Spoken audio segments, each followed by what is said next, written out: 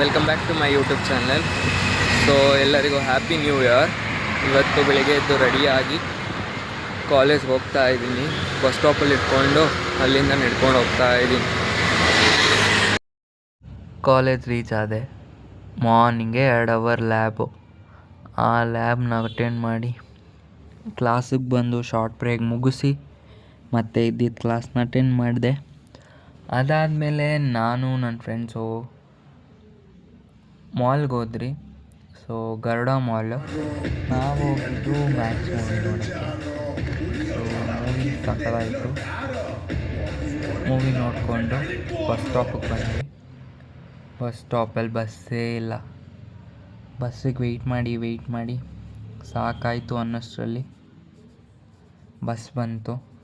So ಅಲ್ಲಿಂದ ಶಿವಾಜಿನಗರ ಬಂದು ಮತ್ತು ಶಿವಾಜಿನಗರಿಂದ ನಮ್ಮ ಮನೆಗೆ ಬಂದೆ.